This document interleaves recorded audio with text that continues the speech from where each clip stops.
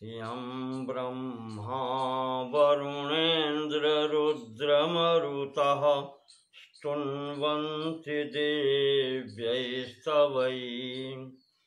वेदैः साङ्गपदक्रमोपनिषदैर्गायन्ति यं सामुगाः ध्यानावस्थित तद्गतेन मनसा पश्यन्ति यं योगिनो यस्यान्तं न विदुः सुरासुरगणा देवाय तस्मै नमः। नमो भगवते तस्मै व्यासायामिततेजसे यस्य प्रसादाद् वक्ष्यामि नारायण कथामिमाम्।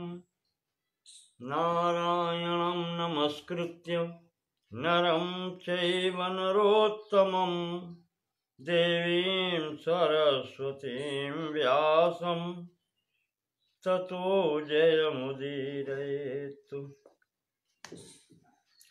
देवक्या पालितो गर्भे लालितो के यशोदया यशोदयायुतो बालो गोपालो रमतां हृदि। स्तन्यं पिबन्तं जननी मुखाम्बुजं विलोक्य मन्दस्मितमुज्ज्वलाङ्गं स्पृशन्तमन्यस्तनमङ्गुलीभिः वन्दे यशोदाङ्कगतं मुकुन्दम्। ॐ वन्दे यशोदाङ्कगतं मुकुन्दम्।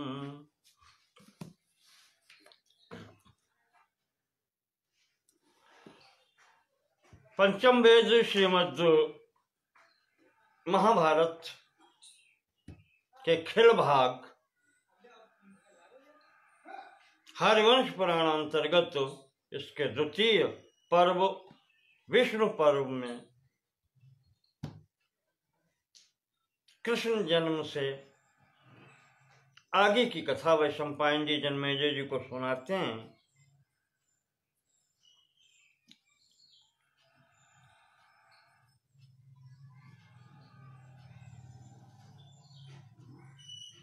कल बतलाया था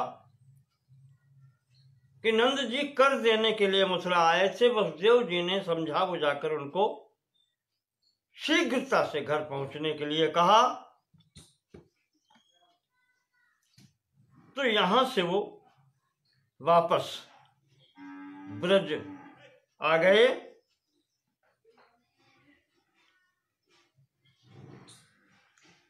समय बीतने लगा।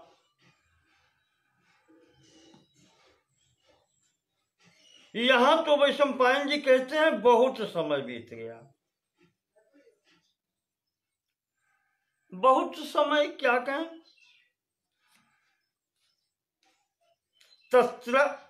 तस्यात् सतः कालः सुमहान् अत्यवर्तत।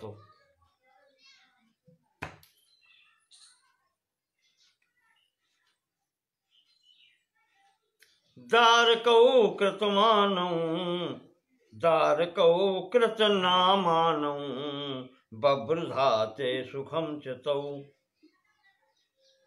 ज्येष्ठः शङ्कर्षणो नाम कनीयान् कृष्ण एव तु।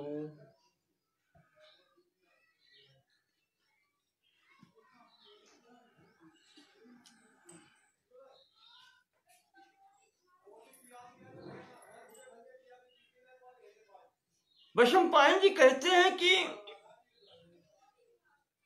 नामकरण भी दोनों बालकों का हो गया।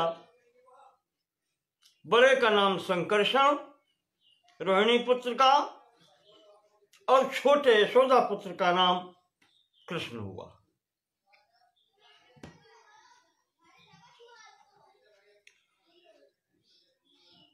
वहीं पर जन्मेजय को याद दिलाते हैं। वैशंपायन जी कहते हैं कि याद रखना, मेघ कृष्णस्तु कृष्णो भूत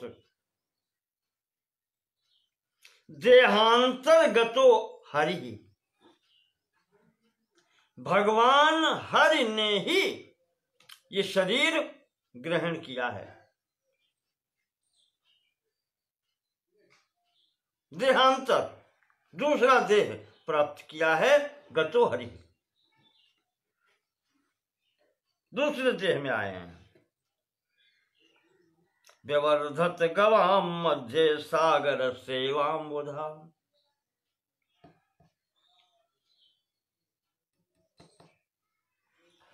इस प्रकार से वो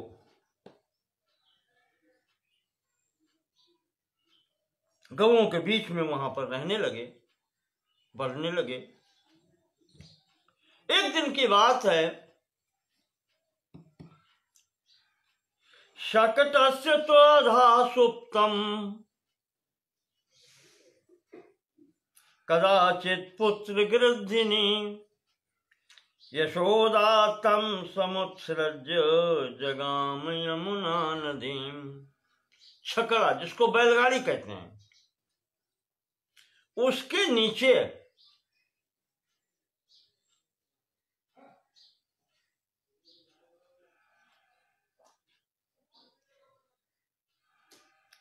पुत्र को नीचे यशोदा जी सुला करके, कृष्ण को नीचे सुला करके, और जगाम यमुनाम नदीम, यमुना नदी पर चली गई नहाने के लिए।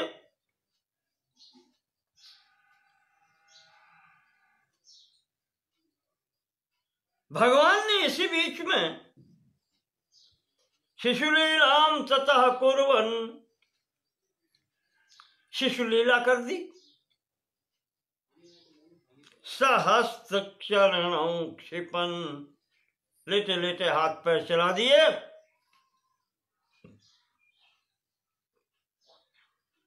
रुरोद मधुरम कृष्णा, बहुत अच्छा रो लेते हैं।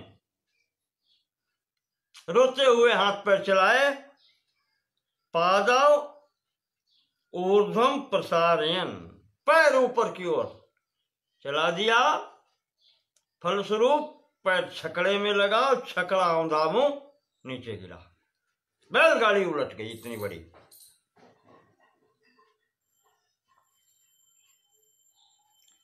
इसी बीच में माता यशोदा जी वापस आती हैं यमुना जी से, और देखा कि छकड़ा पास में उल्टा पड़ा है। दौड़ के भाग के हाय हाय करती हुई बच्चे के पास पहुंचती हैं। किसी के नीचे तो बच्चा था, उसका क्या हुआ होगा। जाती हैं, देखती हैं वो सकुशल वहां लेटे हुए हैं। जाकर के उनको गोद में उठा लिया।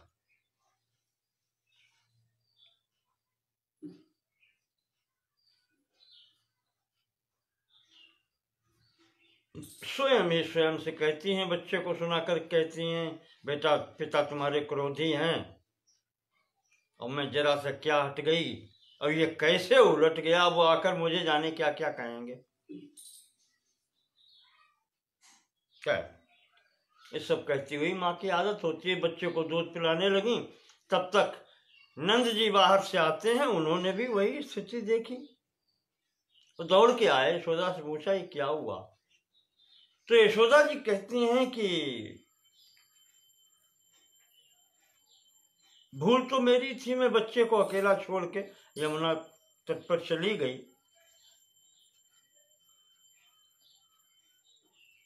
पर दैव योग से बालक की प्राण रक्षा हो गई। ये नहीं कह सकते कि छकड़ा ये कैसे उल्टा, किसने उलट दिया। ना आंधी, न पानी, न कुछ। बच्चे जो वहां खेल रहे थे, उन्होंने आकर के बताया कि हमने देखा है, मेरे सामने की घटना है। कहा इसने, कन्हैया ने पैर मार दिया और गाड़ी पलट गई। अनेन शिशुनायानम एतद पाहिदेन लोडितम इस शिशु के द्वारा ही पैर से ये बैलगाड़ी पलटी है। अस्माभिः सम्पतद्भिश्च दृष्टमें तद यदृच्छया। हमने अपनी आंखों से घटना देखी है, बच्चे कह रहे थे। अब तो और आश्चर्य।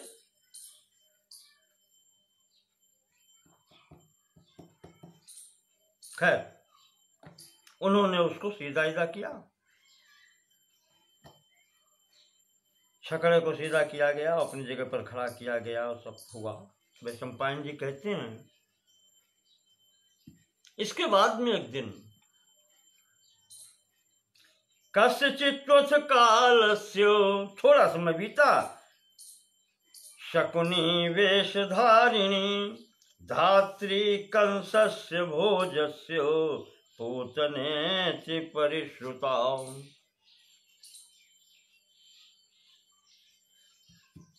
पूतना नाम की राक्षसी पक्षी के वेश में आ गई। लिखा है धात्री कंसस्य, धात्री का काम करती होगी। धात्री कहते हैं दूध पिलाने वाली को, धाय मां जिसको बोलते हैं,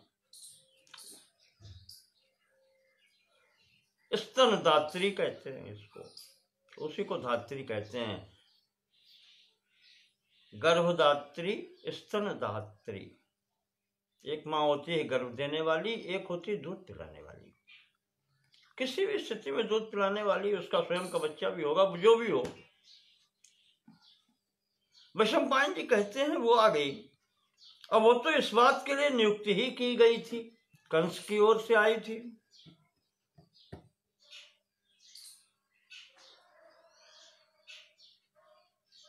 और उसने ये बालक देखा,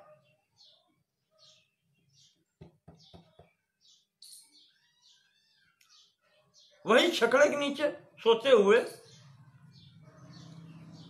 बालक को देख करके,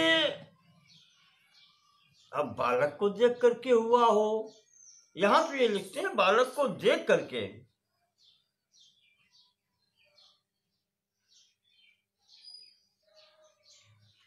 निलिल्ये शकटस्याक्षे, शकटस्याक्षे उसके नीचे, शकट का जो धुरा है, बैलगाड़ी की जो धुरा है, उसके नीचे प्रश्नवोत्पीड वर्षिणी, उसके स्तनों से दूध बह रहा था। जिससे वो, जैसे माताओं के आंचल में जब दूध बच्चा नहीं पी पाता है, बह जाता है, तो दर्द होने लगता है, उससे पीड़ा, उस तरीके से पीड़ित होकर के ददौ स्तनम च कृष्णाय, उसने आकर के अपना स्तन कृष्ण के मुंह में दे दिया। तस्मिन् सुप्ते जने निशि,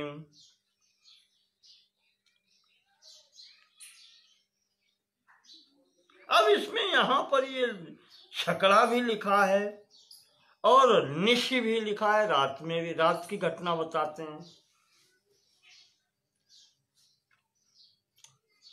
चलो जो भी हो, उसने कृष्ण के मुंह में अपना स्तन स्वयं दिया है। तस्यास्तनम पपौ कृष्णः प्राणैः सह विनद्य च, छिन्नस्तनी तु सहसा पपात शकुनी भुवि। भगवान श्री कृष्ण ने तस्या स्तनम पपौ कृष्णः, उसके स्तनों का पान किया कृष्ण ने, प्राणैः सह, प्राणों के साथ पान कर लिया। तो जब प्राणों के साथ में पान कर लिया तो विनद्य च, अब वो एकदम बहुत जोर से चिल्लाई, छिन्न स्तनी तो सहसा, उसे ऐसा लगा जैसे उसका स्तन पट गया हो। पपात शकुनी भुवि, और वो जैसे पक्षिणी की भांति पृथ्वी पर गिर पड़ी। सब आवाज सुन करके चारों तरफ से भाग खड़े हुए। क्या हुआ, क्या हुआ, क्या हुआ?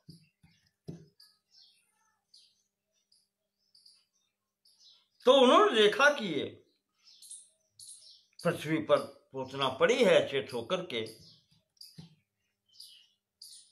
कौन है? इदम किंचित संत्रस्ता, ये है क्या? कस्येदम कर्म चेत्यपि, ये किसका कार्य है? ये सब विचार करने लगे। इस घटना का उस समय तुरंत पता नहीं चला। खैर, उसको वहां से हटा करके सब अपने अपने घर चले गए।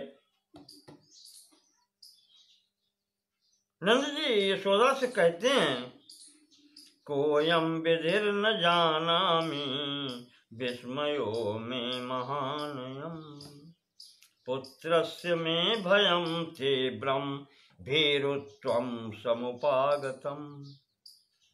कहे यशोदा, हम समझ नहीं पा रहे हैं विधाता का विधान है क्या है।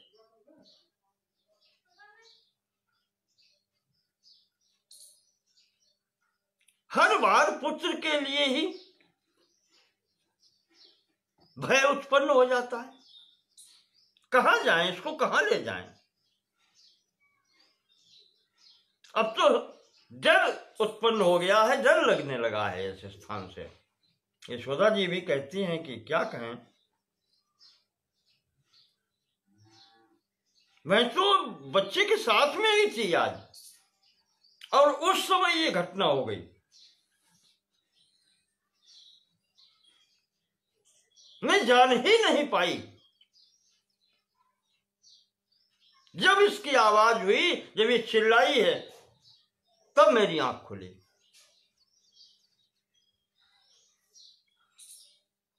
वैशंपायन जी कहते हैं, इस प्रकार से सब लोग आश्चर्यचकित हैं। क्या हो रहा, कैसे हो रहा, बालक सुरक्षित कैसे रहे? काले गच्छति तौ सौम्यो दारकौ कृतनामकौ। हाँ, इस समय पूतना के प्रसंग में मुझे याद आ रहा है, संभवतः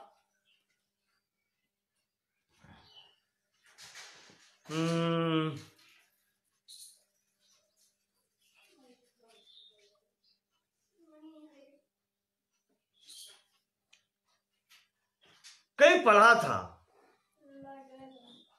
स्तनंधयस्य स्तन एव जीविका दत्तस्त्वया स्वयमानने मम।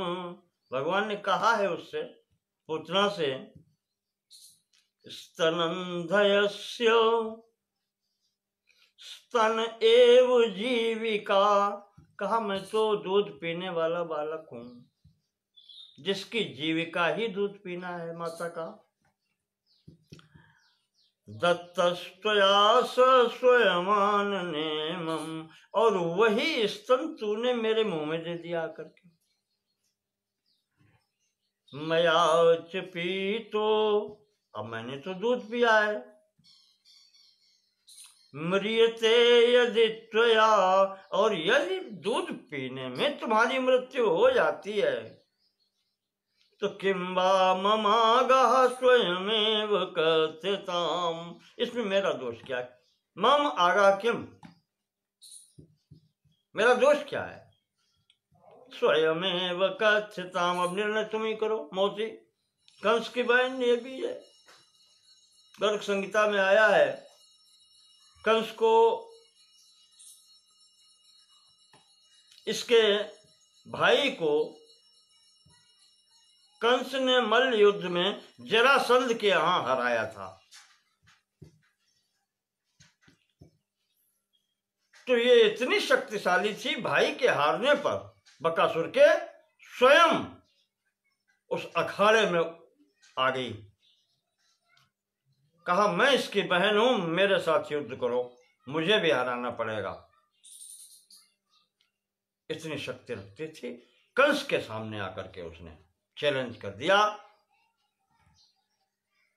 तो कंस कुछ भी हो, कितना भी बुरा हो, लेकिन भारतीय संस्कृति जीवित थी। उसने कहा नहीं बहन, मेरे यहां महिला के साथ में मल्ल युद्ध की स्वीकृति नहीं है, ये मैं नहीं करता। तुम मेरे लिए वैसे ही सम्माननीय हो जैसे बकासुर के लिए हो। तुम इसकी बहन हो, इसलिए तुम मेरी बहन हो, मेरे साथ चलो, तुम्हें वही सम्मान मिलेगा। इस प्रकार से ये आई है। तो उस स्तर से देखें तो कंस की बहन होने के नाते मौसी भी हो गई, देवकी भी बहन है। तो ऐसी स्थिति में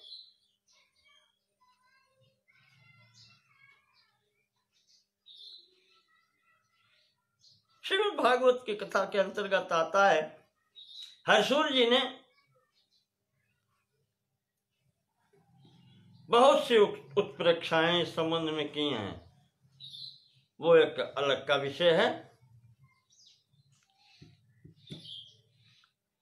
यहां पर कथा संक्षेप में आती है।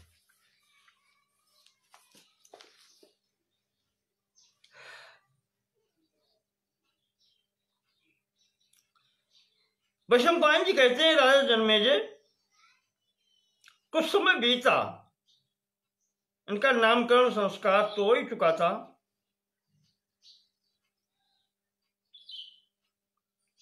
कृष्ण संकर्षण चोभो रिंगिणों संपद्यताम।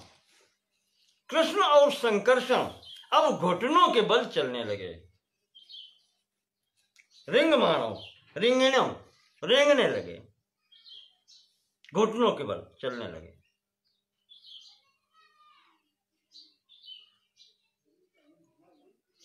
कहते हैं कि दोनों भाइयों के बीच में इतना वो था कि दोनों एक साथ ही रहते थे बचपन से ही। ऐसा लगता था मानो एक ही प्राण के दो शरीर हों।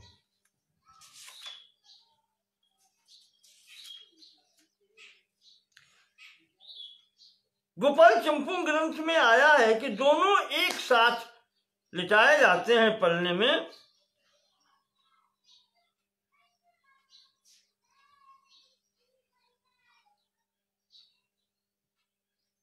वहां तो उन्होंने लिखा है, मिथो लग्ना दृष्टि समझन चिरम मूर्ति रचला। नेत्र आपस में मिल जाते हैं तो दोनों अचला मूर्ति,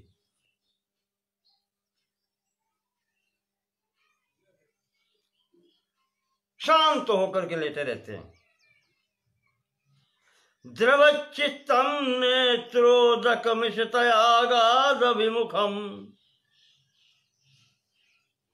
नेत्र मिल जाने पर दोनों के आंसू आ जाएं, दोनों के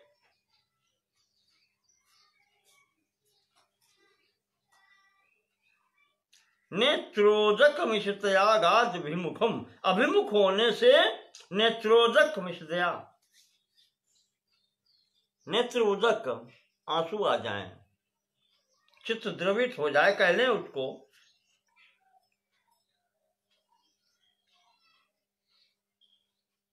इति मात्रो बाल्ये असित सितयो सप्रसितता नभे व्यत्या लोके कुतुकमिह किंवा न तनुते।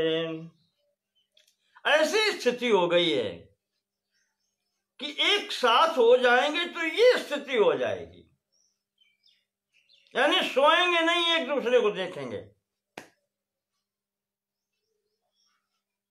नींद नहीं आती। और अलग अलग कर दो रह नहीं सकते, नहीं रह सकते, रोते होंगे। ये स्थिति दोनों की है, यही यहां पर लिखा है। वैशंपायन जी बता रहे हैं कि बिल्कुल एक मूर्ति धरौ कांतौ बाला बाल चंद्रार्क वर्चसौ, जैसे सूर्य चंद्रमा दोनों एक साथ हों, बाल अर्क और चंद्र एक साथ, सूर्य चंद्रमा एक साथ में हो, इस प्रकार से एक मूर्ति धरौ, दोनों मिलाकर मालूम पड़ता है एक ही मूर्ति है।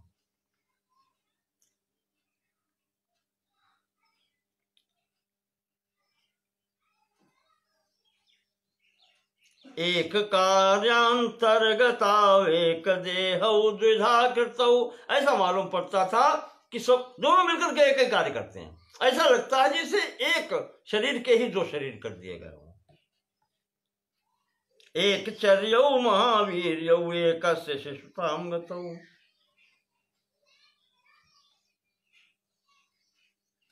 एक जैसे दोनों दिखाई पड़ते हैं।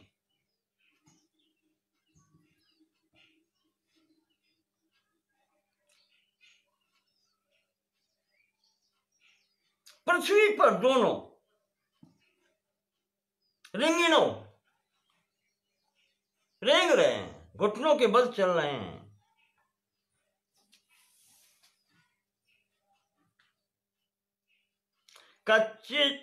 क्वचिज्जानुभिरुद्धृष्टैः, घुटनों के बल चलते हुए सर्पमाणौ विरेजतुः, सरकते हुए रेंगते हुए घुटनों के बल चलते हुए क्रीडन्तौ वत्सशालासु शकरदिग्धांग मूर्धजौ, बछड़ों, जहां बछड़े बंधे हैं, गाय चली गई, बछड़ों के बीच में घुस गए और घूमते हुए वहां पर जो भी गोबर और ये सब पड़ा है, शकर दिग्धांग मूर्धजौ, सिर में लगे, बालों में लगे, सब गोबर लिपटा हुआ है, वहां से घूम घाम के आ रहे हैं। सुशुभाते श्रिया जुष्टौ आनंद जननौ पितुः, इस प्रकार से शोभा संपन्न होकर के माता पिता को आनंद देते हैं।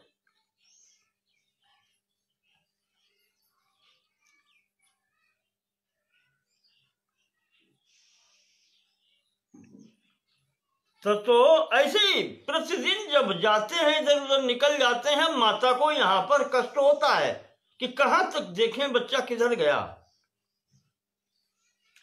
एक दिन कहते हैं कि माता ने ततो यशोदा संक्रुद्धा कृष्णम कमल लोचनम आनाय शकटी मूले भर्ष्यन्ति पुनः पुनः, एक दिन आकर के माता ने उनको दोनों को,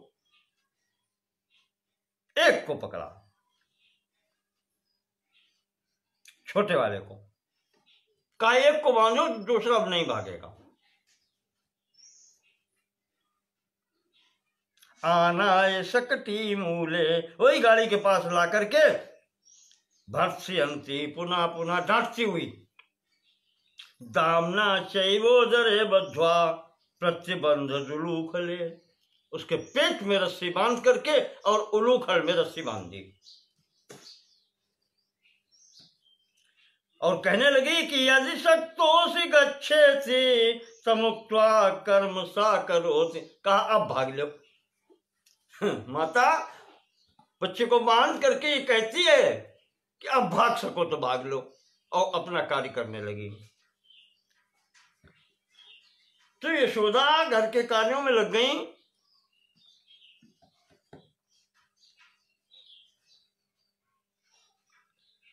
और वो जो बालक था, जो कृष्ण हैं, उन्होंने फिर लीला की।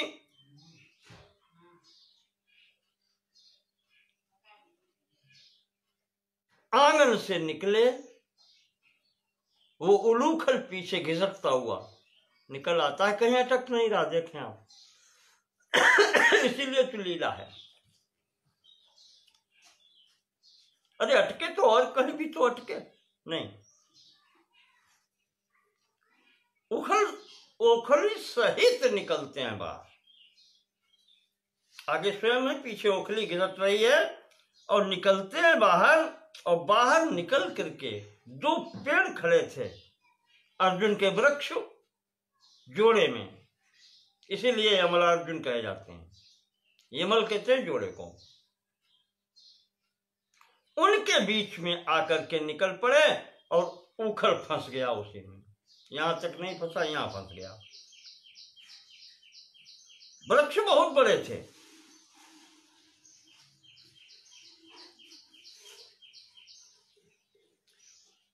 तस्य कर्षतो बद्धम, और भीतर से निकल करके उखड़ उलझ गया।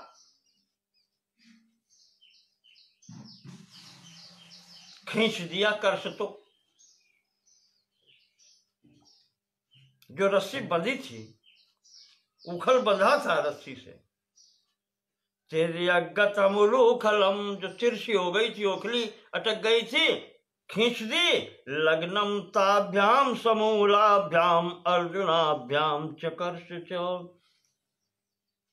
वो अर्जुन के वृक्ष जड़ सहित उखड़ गए। समूलाभ्याम,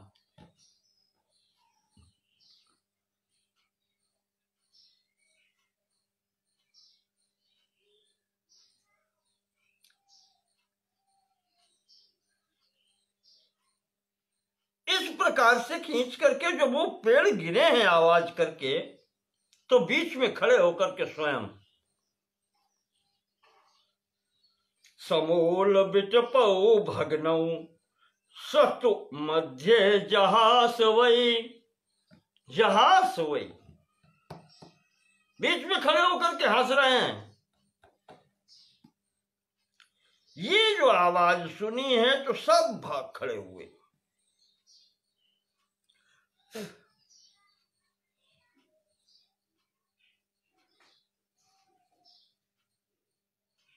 कभी इनकी ओर देखते हैं, रस्सी की ओर देखते हैं, उखल की ओर देखते हैं कि हुआ क्या। गोपियां यशोदा को बुलाती हैं।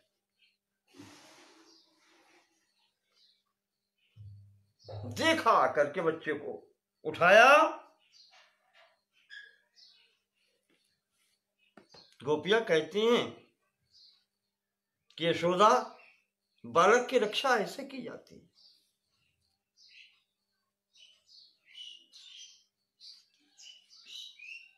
आज तो बच गया, मौत के मुंह में चला गया था।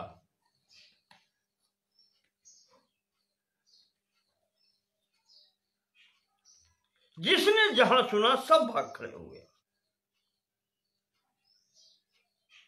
जो भी आता है यही कहता है कि बिना वातम बिना वर्षम विद्युत प्रपतनम बिना, न हवा चल रही, न आंधी आई, न पानी वर्षा, न बिजली गिरी, बिना हस्ते कृतम दोषम, यहां कोई हाथी भी नहीं आया जिसने उखाड़ दिए हो, चक्कर मार दियो।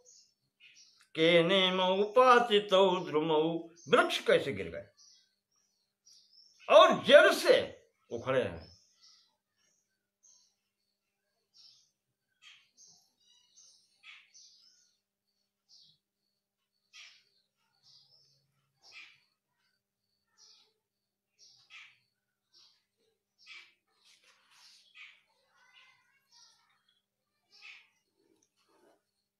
ऐसी स्थिति में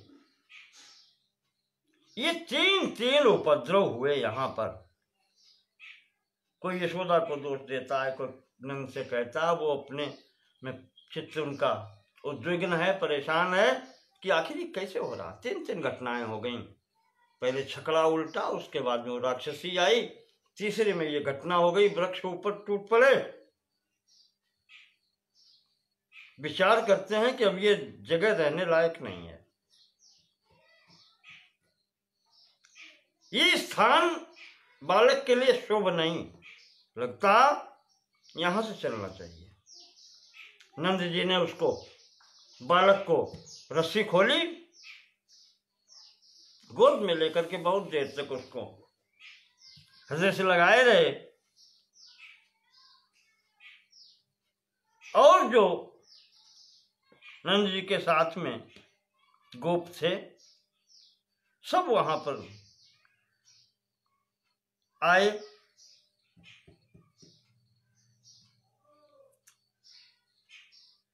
वैशंपायन जी कहते हैं कि चूंकि रस्सी माता जी ने उदर में बांधी थी, रस्सी को कहते हैं दाम।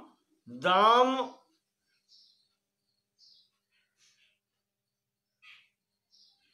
दामनेन क्या है? दामना बद्धोदरम सैव दामोदरो भवत्तो। जिसके उदर में रस्सी बांधी गई थी, इस कारण से इनका नाम दामोदर हुआ। ऐसे कितनी भी लीलाएं की वहां रहते हुए। एवं तौ बाल्यमुत्तीर्णौ कृष्ण संकर्षणाबुभौ तस्मिन्नेव ब्रजस्थाने 7 वर्षौ बभूवतु। अब ये बालक 7 वर्ष के हो रहे। वैशंपायन जी कहते हैं दोनों वस्त्र धारण करते हैं। अब तो जब 7 वर्ष के हो गए तो चलने लगे। अब घुटनों चलने की भी बात नहीं रही। दोनों लोग, बड़े भाई नीला वस्त्र पसंद आता है वो पहनते हैं, छोटे भाई पीला वस्त्र पसंद आता है ये पहनते हैं।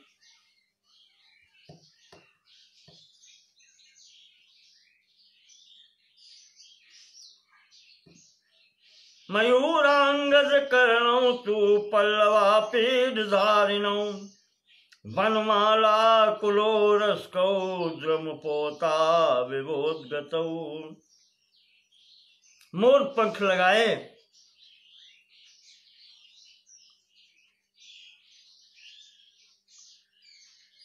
पल्लवा पीठ धारणो, पत्तों के ही मुकुट बनाए। इस तरीके से ऐसा लगता था जैसे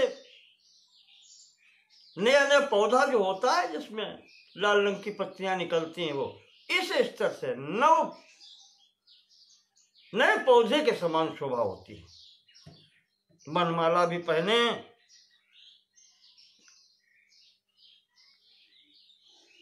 अरविंद कृता पीडौ,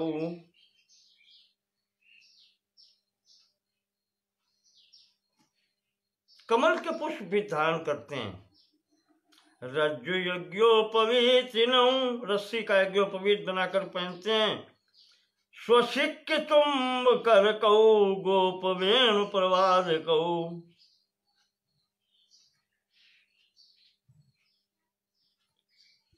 स्वशिक्य छींके पर, छींका नहीं होता जिसके ऊपर वो रख के टांग देते हैं, मटकी वगैरह पहले जाता होता था, अब तो अलमारियां बनने लगी। पहले उसी पर रख के टांग देते थे, रस्सी का बना होता था। तो ऐसे अपने हाथ में लिए हुए पात्र, गोप वेणु प्रवाद कौ, गोपों से घिरे हुए, अपने समवयस्क बालकों से घिरे हुए वेणु प्रवाद कौ, दोनों बांसुरी बजा लेते हैं। इस प्रकार से खेलते हैं।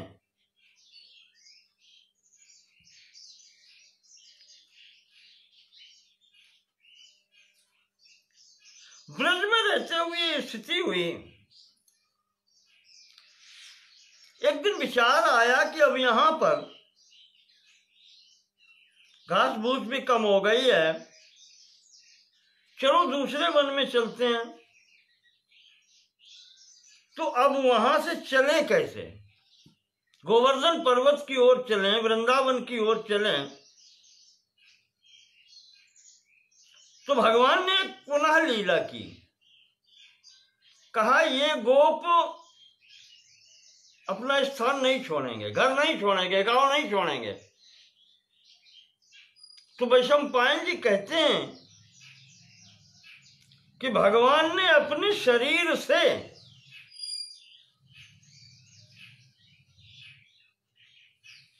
इतने भेड़िए उत्पन्न कर दिए। भेड़िए जानते हैं, जानवर जो बच्चों को उठा ले जाते हैं, सब ये होते हैं, छोटे जानवरों को खा लेते हैं। उनकी उत्पत्ति की है, जो दिन दहाड़े वहां पर उत्पात होने लगे। आसपास जंगल तो था ही। अब ये गोप यहां से भयभीत होते हैं कि अरे अभी तो कभी कभी रात में सुना जाता था, अब तो ये दिन दहाड़े जंगली जानवर आने लगे यहां पर।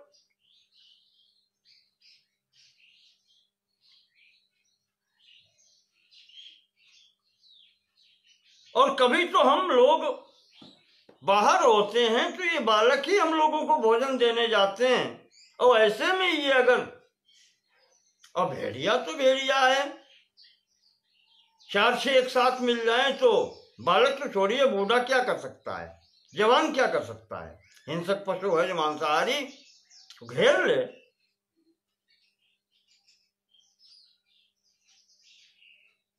ये देख करके ब्रजवासियों ने सोचा कि अच्छा भी ये स्थान छोड़ना चाहिए, सुरक्षित नहीं रहा।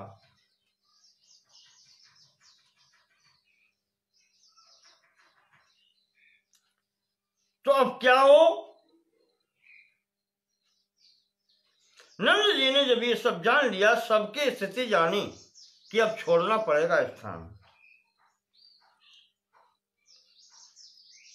तो उन्होंने कहा कि अद्यैव निश्चय प्राप्तिर यदि गंतव्यमेव न, अगर चलना ही है, स्थान छोड़ना ही है, तो आज ही चलो।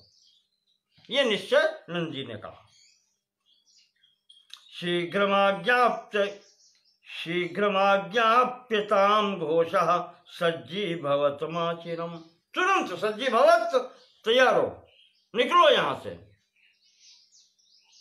माचिरम, देर मत लगाओ, चलो, निकलना ही है तो चलो। इस प्रकार से तैयारी होने लगी वहां पर।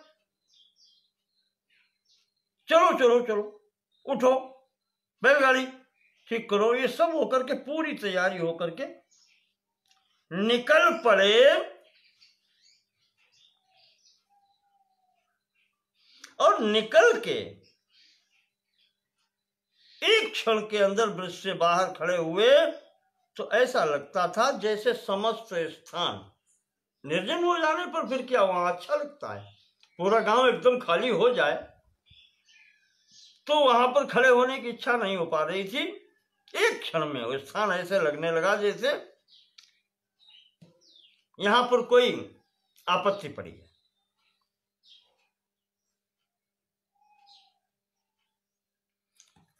वहां से चल करके ये लोग गायों के साथ में शकटावर्त पर्यंतम चंद्रार्धाकार संस्थितम तथा क्रमेण घोषा सप्राप्तो वृंदावनम वनम निवेश विपुलम चक्रे गवाम चैव हिताय चो। गवों के हित के लिए यहाँ पर घास और ये सब दिखाई पड़ा, का ये स्थान बढ़िया है, वृंदावन पहुंच गए। और वहां पर अर्धचंद्राकार गोलाई में बैलगाड़ी ये सब खड़े कर दिए।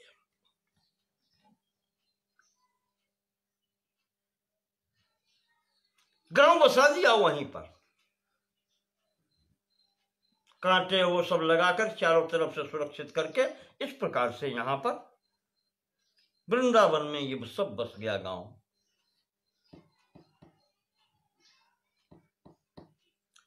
न तत्र वत्सासीदन्ति, वैशंपायन जी कहते हैं ये स्थान ऐसा था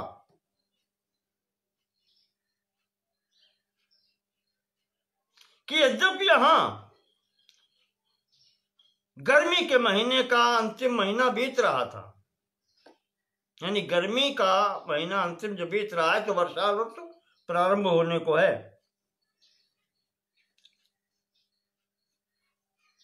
तो इन प्रथम वर्षा होने के बाद में ही वहां घास खूब अच्छे तरीके से बढ़ने लगी। ऐसा लगता था वर्षतीव अमृतम देवे, ऐसा लगता था कि देवता ने अमृत की ही वर्षा कर दी हो।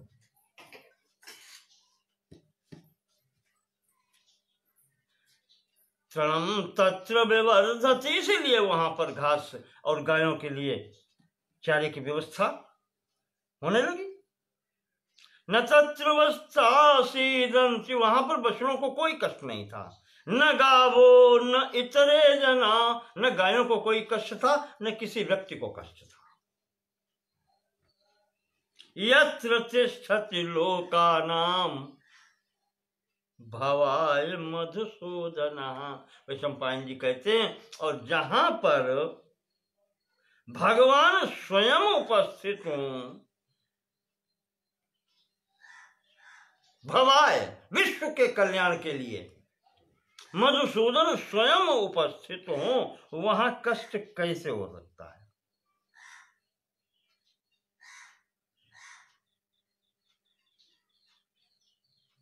सब लोग आनंद पूर्वक यहां रह रहे हैं। आगे वैशंपायन जी कहते हैं,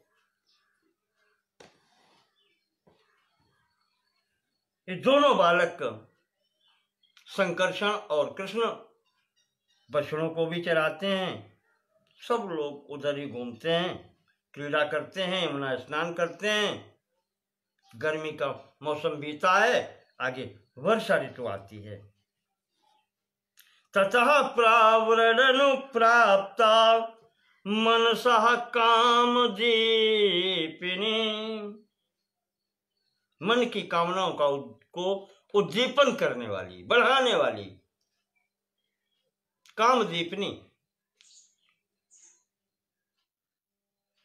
प्रभवर्षुर्महामेघा शक्र चापांकितोदरा, ऐसी घटाएं वहां पर जल वर्षाती हैं। महामेघा प्रभवर्षु, बहुत बड़ी बड़ी घटाएं आती हैं, वर्षती हैं। और शक्र चापांकितोदरा, अपने ऊपर इंद्रधनुष की छटा लिए हुए, अंकित है जहां पर इंद्रधनुष, ऐसी घटाएं आकर के बरसे। बभूवा दर्शनः सूर्य, सूर्य कभी कभी तो ऐसे छिप जाते हैं। भूमिश्चा दर्शनात् तृणये, और घास भी इतनी बढ़ गई है कि भूमि ढक गई है। भूमि भी नहीं, समुझ पर ही नहीं पंथ। तुलसीदास जी ने लिखा है, इतना तृण संकुल हो गया है, घास इतनी जम गई है कि रास्ताएं दिखाई नहीं पड़ती।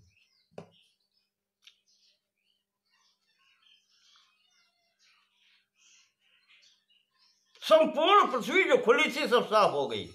पतता मेघवातेन नवतोयानुकर्षिणा सम्मार्जित तला भूमि यौवनस्थेव लक्ष्यते, ऐसे साफ हो गई है जहां पर साफ भूमि है, हवा चली, जल वर्षा, सब धुल के जैसे भूमि नवयौवना हो गई।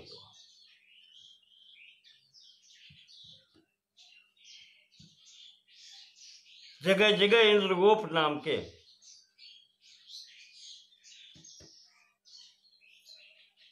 जंतु दिखाई पड़ते हैं। आपने देखा होगा, लाल लाल रंग के मखमली होते हैं जीव। अब तो कम दिखाई पड़ते हैं, कम क्या दिखाई पड़ते हैं, अब तो सब जहर वाली दवाइयां पड़ती हैं खेतों में भी। तो अब जीव जंतु कोई रह थोड़े गए। असंतुलन वातावरण का इस मनुष्य ने कर दिया, उसी का परिणाम भोग रहे हैं।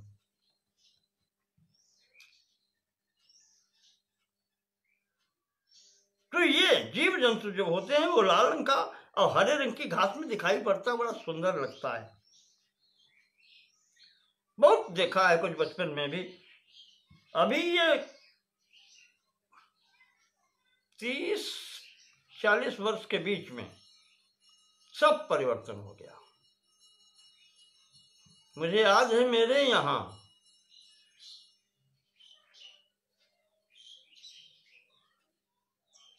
1985 में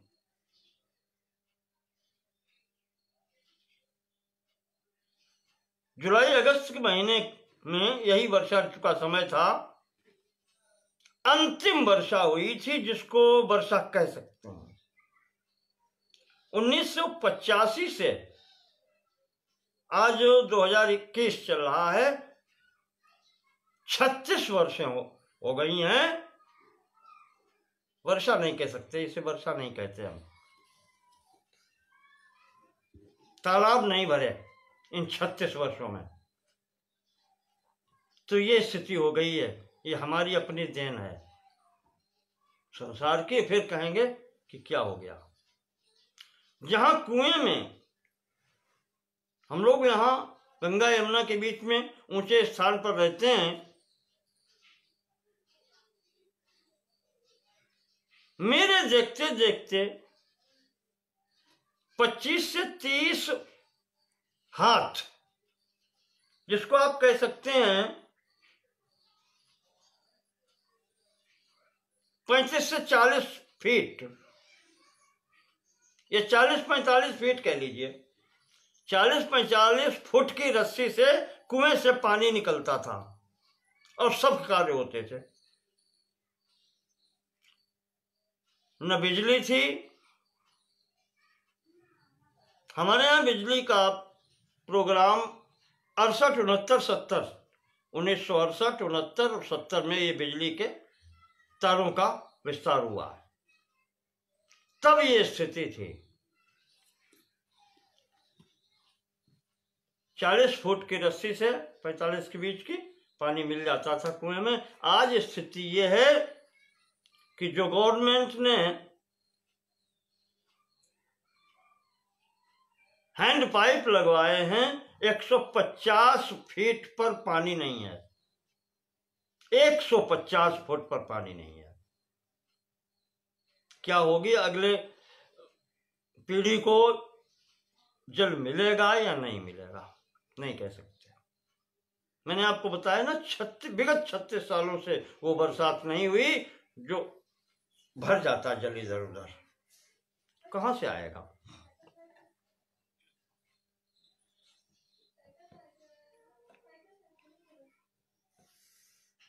तो ये स्थिति हो गई। यहां पर वो बता रहे हैं, वर्षा का वर्णन कर रहे हैं।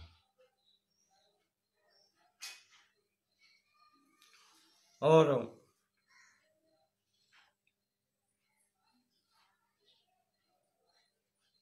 वैशंपायन जी एक अध्याय में आषाढ़, सावन,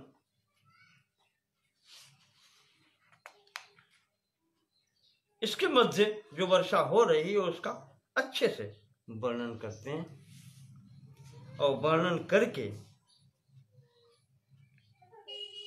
कहते हैं कि इस वर्षा ऋतु में भी दोनों भाई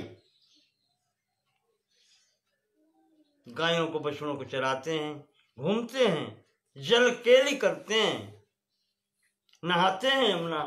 और ये इस प्रकार से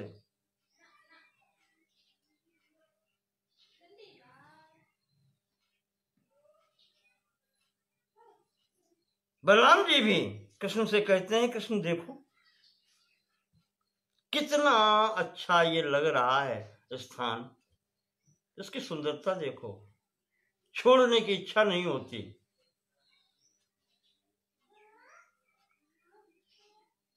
इंद्र के नंदन वन जैसा ये वृंदावन दिखाई पड़ता है, गंधर्वों के चैत्र रथ वन जैसा ये वृंदावन दिखलाई पड़ता है।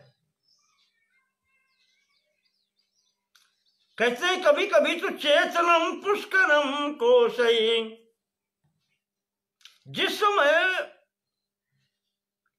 मेघ चलते दिखाई पड़ते हैं हवा के द्वारा इधर उधर, तो ये लगता है जैसे आकाश सचेतन हो गया है। आकाश जड़ न होकर के चैतन्य हो गया है, सचेतन है।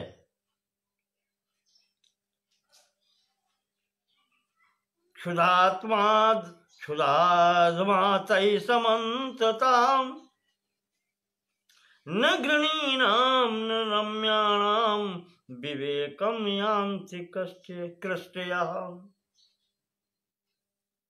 जो किसान हैं उन्हें बहुत हर्ष होता है और वो प्रसन्नता में न दिन प्रतीत होता है न रात पता चलती है। मग्न सूर्यस्य नभसो न विभान्ति दिशो दश। सूर्य भी इस प्रकार से ढक जाते हैं कि दिशाओं का भी पता नहीं चलता।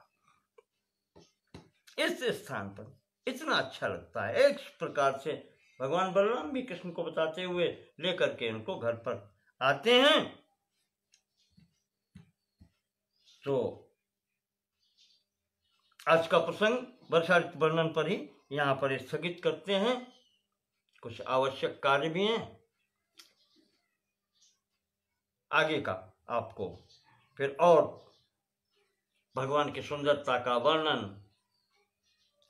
और अन्य जितनी वृंदावन की लीलाएं हैं वो आपको फिर कल बताएंगे। धन्यवाद।